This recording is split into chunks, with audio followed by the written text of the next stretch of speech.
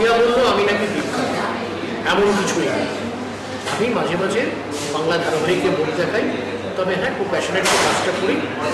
বেশ কিছু ধারাবাহিকে, ওয়েব সিরিজে, কিছু ফিচার ফিল্মে এবং বেশ কিছু বিজ্ঞাপনের ক্ষেত্রে অ্যাড ফিল্মসে আমি অভিনয় করেছি। অভিনয়টা আমার প্যাশন বলা যেতে পারে। এখন আপাতত ফুল টাইম আমার অভিনয় ভালোবেসে করি, আর আপনাদের ভালোবাসা চাই।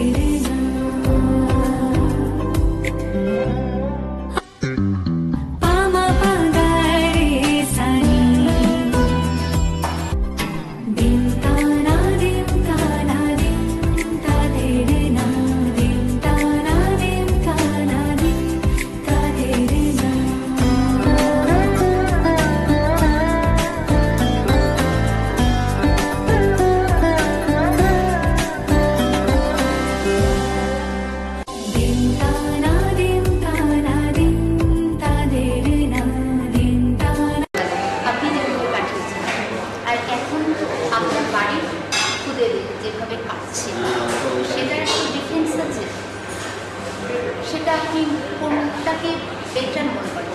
আপনার ছোটবেলার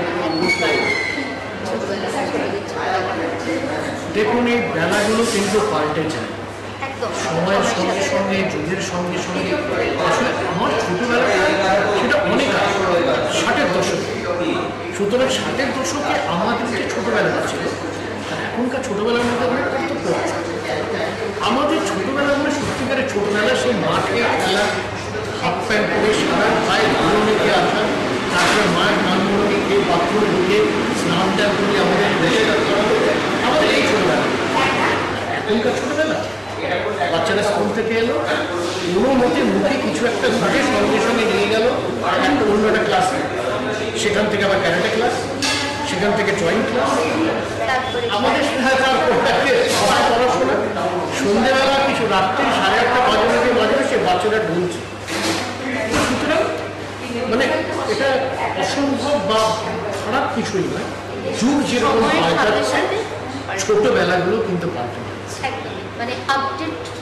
হ্যাঁ, আমরা সেই সময়টার মতন ছোটবেলায় ছিলাম, আমরা এই সময়টার মতন ছোটবেলায়।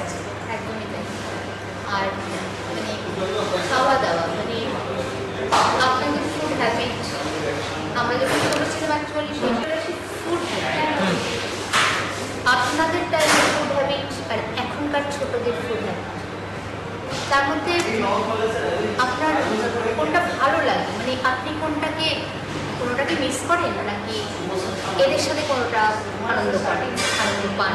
সেটা দেখুন, আমাদের ছোটোবেলার ফুড হ্যাবিট বলতে সব থেকে আগে যেটা বলা উচিত, আমাদের ছোটোবেলা শুরু হতো না দিয়ে, এরকম না দিয়ে বাইরে একটা কুলফিওয়ালা যাচ্ছে, মা কুলফি খাবো না, কেননা কুলফিটা নাকি নালির জল।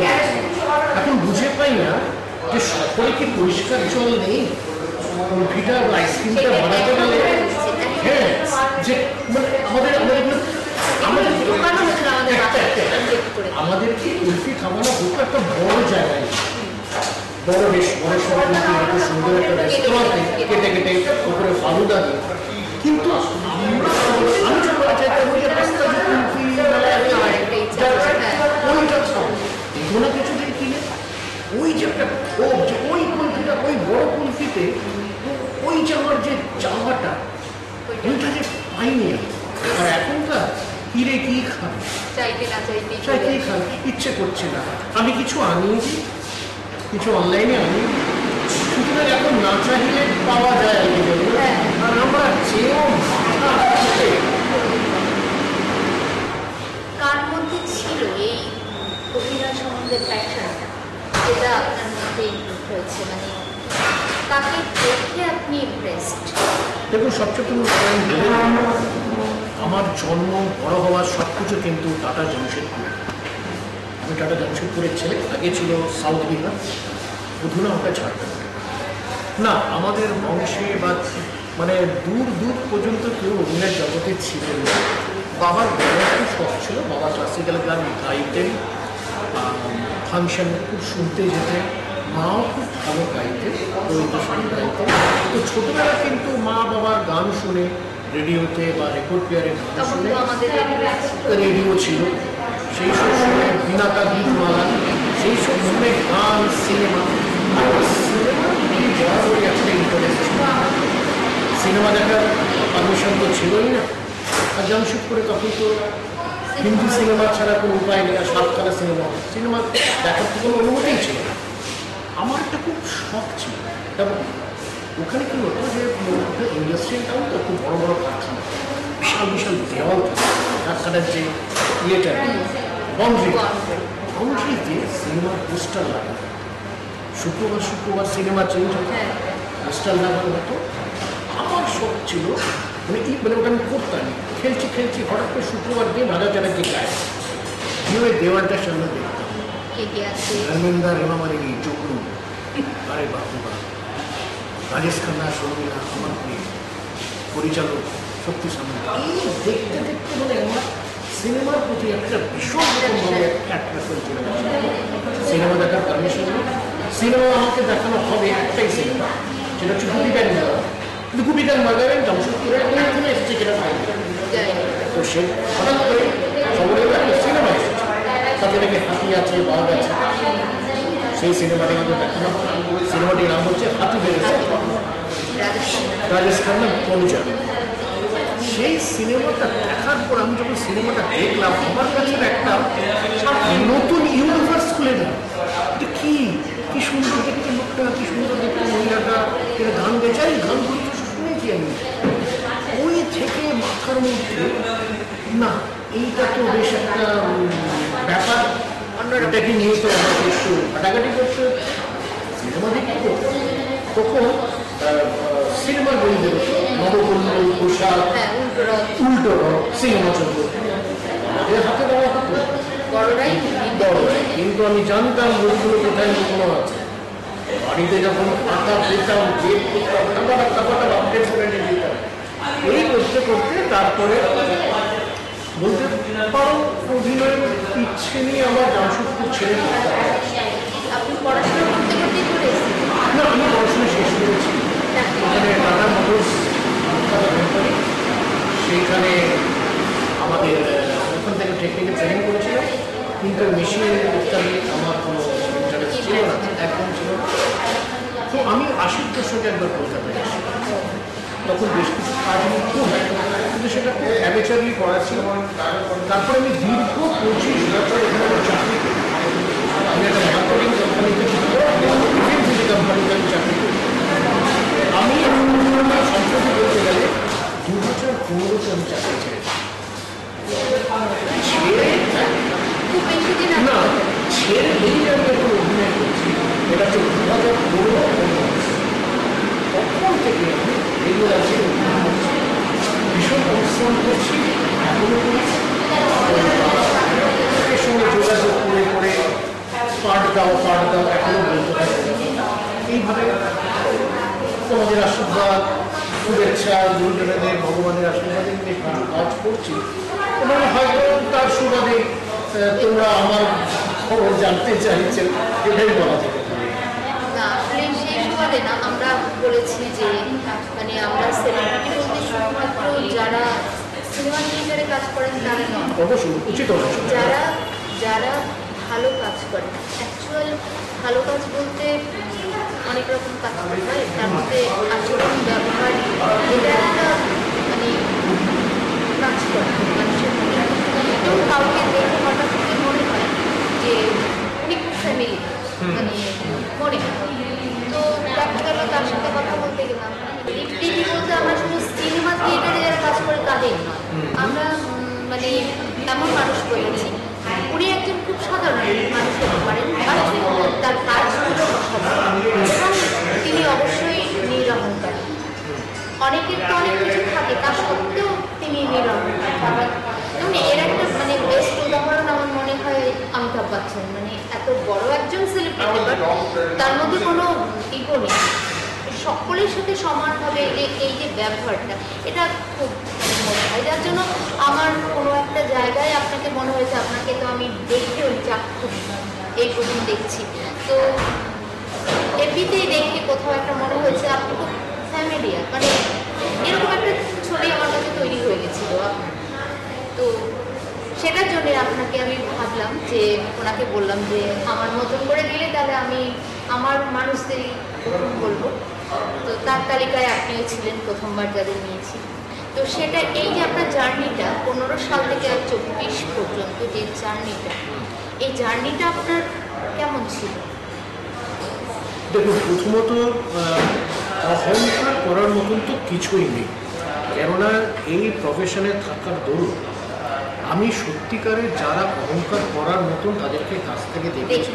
তাদেরকে যখন দেখেছি they are very down to earth, তো আমি কোন অধিকারে কোন দুঃসাহসকে আমি অহংকার করি, ওটা তো মাথায় আনাই উচিত। হ্যাঁ, জার্নি এই প্রফেশনে বিনোদন জগৎ বলো বা ক্রিয়েটিভ ওয়ার্ল্ডে কখনো কোনো জার্নি মসৃণ হয় না, কোনো জার্নি ভীষণ ইজি হয় না, অত্যন্ত পরিশ্রমের হয়। অনেক কি বলবো, মানে সত্যি কথা বলতে কি, প্রথমে এই ইন্ডাস্ট্রিতে আসার জন্য অভিনয় ক্ষমতা আমি কত সংগ্রাম মুখস্থ করতে পারি, আমার মানে মুখ স্কিলেটন এইসবের থেকেও সব থেকে বড় কথা যেটা আমার মধ্যে কি সেই ধৈর্যটা আছে। ইনস্ট্যান্ট যখন আমি জানছি যে আমি আগামীকাল শুটিং করতে যাচ্ছি, হঠাৎ করে শুটিংয়ের 2 ঘন্টা আগে যখন আমি জানতে পারছি না আমিও চরিত্রটাতে নেই, চরিত্রটাতে অন্য কেউ আছে, তো সেই যে সেটব্যাকটা, সেই যে সাডেন ইম্প্যাক্টটা আমি কি নিতে পারছি, আমি কি ভেঙে পড়ছি না, একটু ডিমোরালাইজড হয়, কত তাড়াতাড়ি আমি এটাকে রিভাইভ করতে পারি, এটা ভীষণ ইম্পর্টেন্ট। কেননা কোনোদিনও মসৃণ একটা বড় স্টারও বলতে পারে না শুক্রবারে তার ছবি রিলিজ হলে যে ছবিটা ব্লকবাস্টার হবে আর ডিজাস্টার, ঠিক আছে? তার মানে সুতরাং এই প্রফেশনে ধৈর্য আর এখনকার এই যে সময় চলছে, এখনো যা চলছে, আপনি মানে কোন রকম আধুনিকতাটাকে বিশ্বাস করেন? যে আধুনিকতাটা কি আপনার মনের ব্যাপার না বাইরের ব্যাপার, মানে দেখানোর ব্যাপার? এখন যেটা চলছে, এখন যে ট্রেন্ড চলছে, আমি আধুনিক ভাই, মানে আমি সেরকমভাবে যাচ্ছি, তো এটা আপনার কি মনে হয়? মানে যেটা সত্যি এখনকার বাস্তব যেটা, সেটাকে মেনে নেওয়ার চেষ্টা করা, একদম সেটা হচ্ছে আধুনিকতার প্রথম একটা পদক্ষেপ। যে এখন যেটা যে অবস্থার মধ্যে আমরা আছি, মেয়েরা রাত্রিবেলা বেরোবে না। কেন বেরোবে না? তারা কেন বেরোবে না? তাদের কাজ থাকলে তারা কেন বেরোবে না? তাদেরকে বন্ধু বান্ধবদের সঙ্গে একজনের তার একটা ভুল সুযোগ কেন অন্য মানুষ নেই? অন্য জায়গায় যেটা হয় না, অন্য দেশে যেটা হয় না, আমাদের দেশে সবাইটা সম্মতি। তবে সব কিছুর মধ্যে একটাই কথা থাকে, সেটা পুরুষের ক্ষেত্রে, মহিলাদের ক্ষেত্রে সীমাবোধ, শালীনতা এবং অবশ্যই একটু রেসপেক্ট জাতীয় ব্যাপারটা তো থাকা উচিত। এটা আচরণের মধ্যেই থাকা উচিত, মনে থাকবো যেরকম রেসপেক্ট কতখানি আমি আমার এল্ডারদের করতে পারছি, আমি ছোটদেরও একটা সম্মানজনক ব্যাপার আছে। মূল ব্যাপার হচ্ছে গিয়ে war to stop, war to stop হচ্ছে গিয়ে ভীষণ ইম্পর্টেন্ট। আমি সব কিছু করবো, ঠিক থামতে থাকবো, থামবো ওই আমি যদি আমার মানে টার্মিনাসটা না জানি যে আমাকে আটকাতে হবে, আচ্ছা, আপনি তো ফ্যামিলি মানে ম্যারেজ, আপনার সন্তানও আছে, তো এই ক্ষেত্রে আপনার সন্তানদের বা সন্তানকে আপনি কতটা স্বাধীনতা দিয়েছেন বা দিতে মনস্থ করেছেন যে আমি এই পর্যন্তই তাকে স্বাধীনতা দিতে রাখছি? দেখুন, এখনকার যারা ছেলেমেয়েরা, আমি মনে করি তার এতটাই কন্ট্রোল তারা সব কিছু করে, কিন্তু তারা জানে ওই যে বললাম ওটা আমার ছেলে ব্যাংকের মধ্যে চাকরি করে, সেও পার্টি করে, সে সব কিছু করে, সে কিন্তু জানে কোথাও কাম করবে। সে রাত্রিবেলা কাউকে না হোক, সে যে দুটোই যদি ঢুকে কোনো অফিসিয়াল পার্টি থাকলেও মাকে একটা টেক্সট করে দেয়, মা কিন্তু বাড়িতে চলে এসেছে, এই মনে কিন্তু ইজ ভেরি ইম্পর্টেন্ট, আমি বাড়িতে চলে এসেছি। মা হঠাৎ মাঝরাত্রে যদি ঘুম থেকে উঠে টেক্সটটা দেখি বাচ্চা ছেলে বাড়ি ঢুকে চলে গেছে, চিন্তাটা তো থাক, এতটুকু আধুনিকতাই থাক, এতটুকু আধুনিক হয়ে যাবে। হ্যাঁ, সেটা আজকালকার বাবা মায়েদের ক্ষেত্রে আধুনিকতাটা সংজ্ঞা একটু আলাদা। আমার ছেলে মেয়েকে আমি যা খুশি তাই ড্রেস পরাবো, যা খুশি তাই খাওয়াবো, যেমন তেমন মানে সোসাইটিতে মিশতে দেবো, বা যত বড় ক্লাবে যাবে তার তত নাম হবে, এই যে একটা মানে বিজ্ঞাপন দেওয়ার মনোভাব, সেটা সম্বন্ধে আপনার কি মানসিকতা? এইগুলো ম্যান টু ম্যান ডিপেন্ড, এগুলো খুব প্রয়োজন আছে বলে আমি মনে করি না। সবসময় অ্যাকচুয়ালি কি জানেন তো, এখন বিশেষ করে এর জন্য কিছুটা দায় আমি বলবো সোশ্যাল মিডিয়ার অপব্যবহার। সোশ্যাল মিডিয়াকে দোষ দিচ্ছি, সোশ্যাল মিডিয়ার অপব্যবহার। সোশ্যাল মিডিয়া যে সবসময় আমার ফার্স্টেশন উঠে দেওয়া, লক্ষ্য করবে সোশ্যাল মিডিয়াতে ম্যাক্সিমাম মানুষ নিজের ফার্স্টেশনটা উঠে দেয়। ওটা প্ল্যাটফর্ম নয়। তারপরে কাকে কতটা ভালোবাসি, কাকে কতটা ঘৃণা করি, আমার মনে হয় এগুলো বলার মতো একদম নিজস্ব। তোমার যদি কোনো গ্রুপ থাকে, তোমার যদি কোনো হোয়াটসঅ্যাপ গ্রুপ থাকে, তুমি সেখানে কিংবা মানে নিজেকে ঠিক করো। এক্স্যাক্টলি, কার সঙ্গে কি ঝামেলা হলো, ঝগড়া হলো, সেটা আমি এখন এক এক রকম ভাবে ওটাকে নেবেও হিন্দিও করে, ব্যাপারটা কি আছে। হ্যাঁ, আর আপনি যখন এখনকার রাজনীতির কথা বললেন, তো আমি জিজ্ঞাসা করতে চাই যে আপনার কি মনে হয় না আজকাল রাজনীতিতে যারা দায়িত্বপ্রাপ্ত রাজনীতিক তাদের একটা এক্সাম নেওয়া উচিত, পরীক্ষা করে নেওয়া উচিত, তারা রাজনীতি সম্বন্ধে কতটা জানে? মানে রাজনীতিটা তো খুব একটা বাজে নয় এখন, রাজনীতি মানে ও রাজনীতি করে মানে একটা খিল্লি ব্যাপার। তো আপনার সেখানে মনে হয় না যে রাজনীতির লোকদেরও একটা পরীক্ষা নেওয়া উচিত, তারা কতটা রাজনীতি সম্বন্ধে জানে বা জ্ঞান আছে তাদের?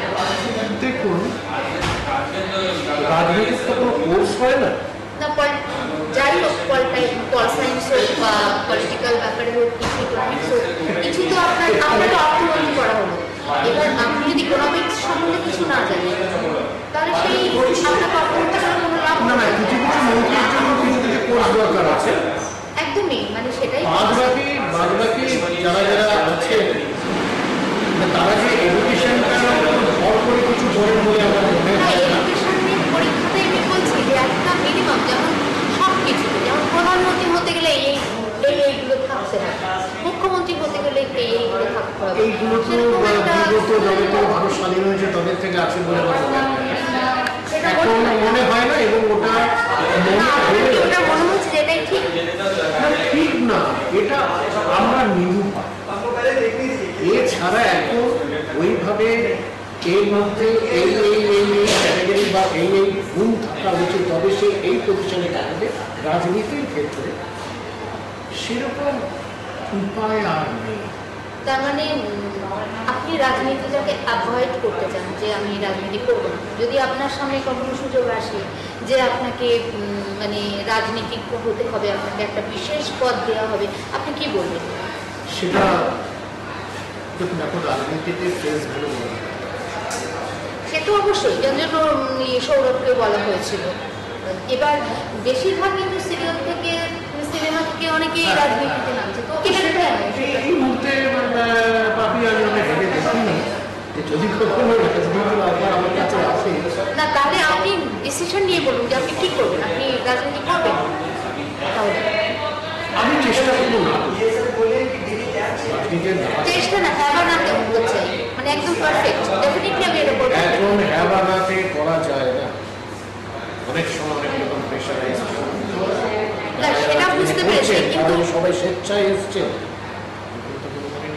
না, সেটা তো নয়, সেটা তো কি জানেন তো। একটা কথা বলি,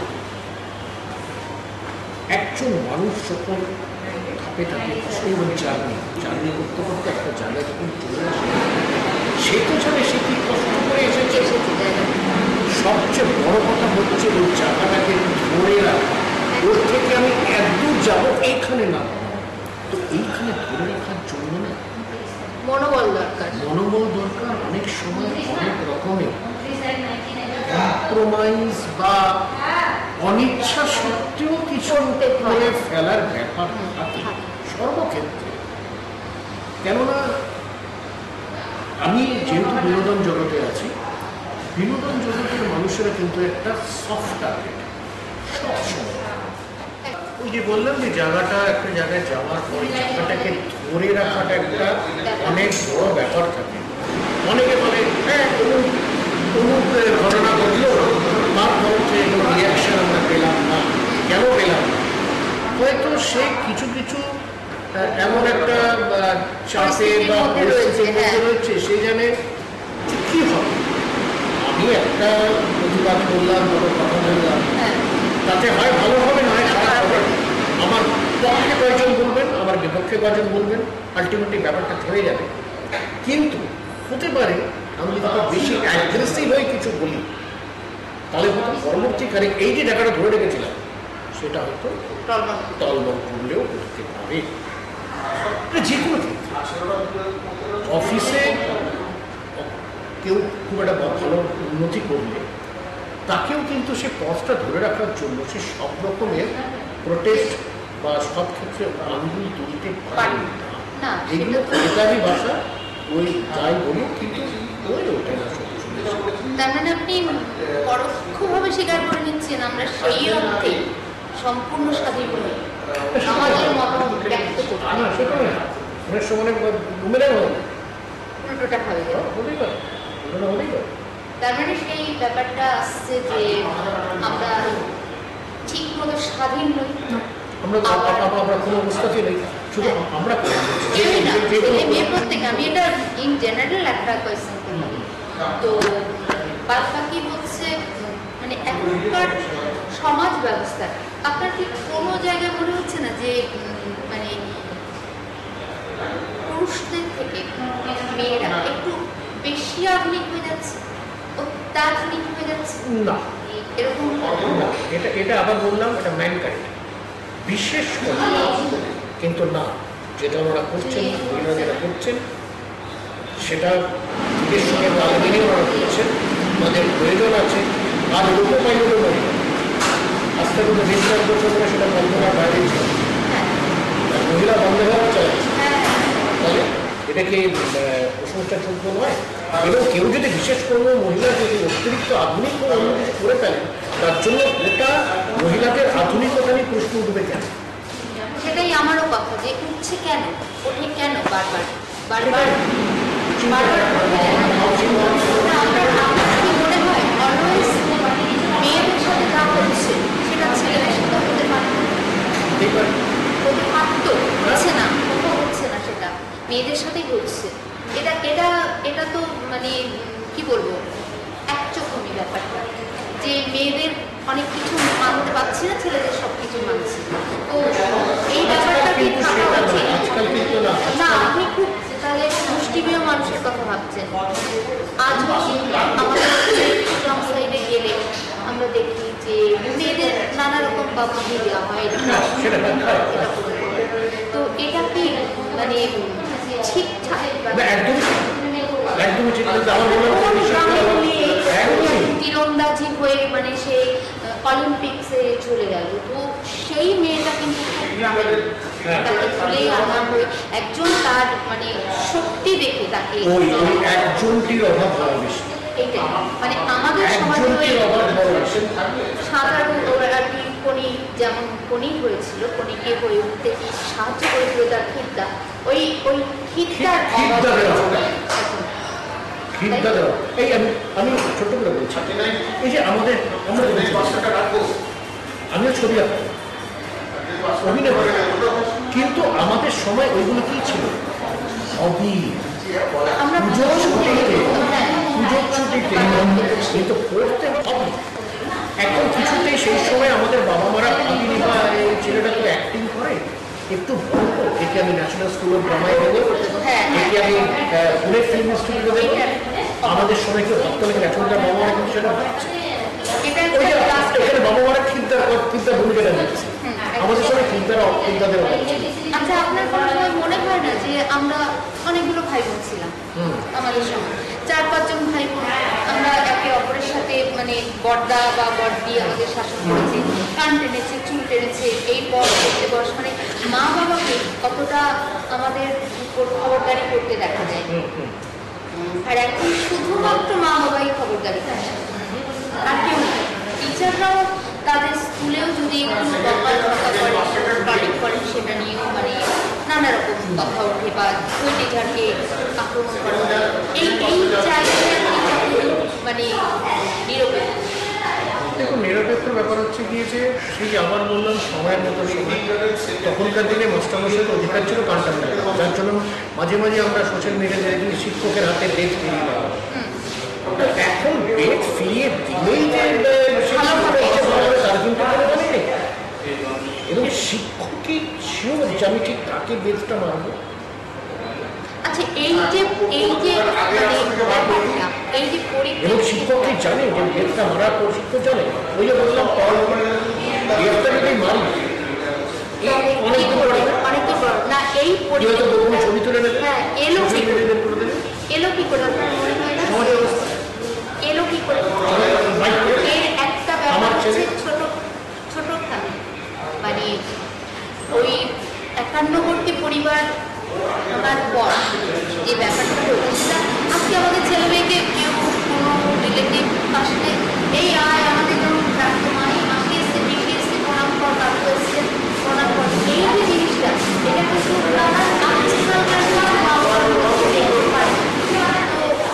কেন পাবে? কেননা এখনকার দিনে যে সে উত্তেজনাটা নেই।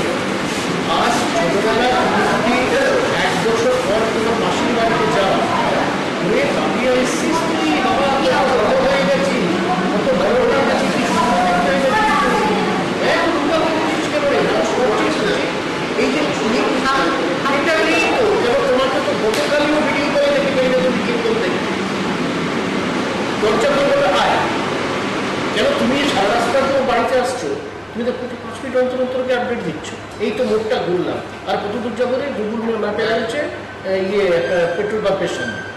তো ওরা এতটাই তুমি ওর কাছে হ্যাঁ আপডেট এবং এতটাই এক্সপোজড তুমি, যে তোমাকে ওদের বাড়িতে দেখার পর সেই যে একটা উত্তেজনা এতদিন পর এসেছিটা নেই।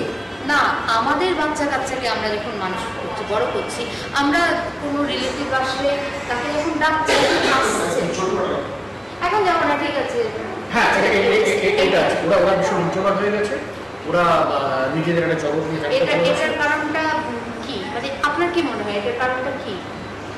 এটা প্রথমত নানা দিক দিয়ে ওদের ইনভলভমেন্ট থাকে, আর মোবাইল থাকে, মোবাইলটা একটা বড় ব্যাপার। তাছাড়া হ্যাঁ, ওই আমার ছেলেকে আমি দেখেছি সবার সঙ্গে বসে গল্প করাটা, এখনকার ছেলেমেয়েরা অনেক বেশি একা থাকতে পছন্দ করে। এটা আমাদের সমাজ ব্যবস্থার একটা মানে গুরুতর দিক এই কারণে যে আমাদের ছেলে মেয়েদের আমরা আমাদের মতো করে মানুষ করতে পারবো না।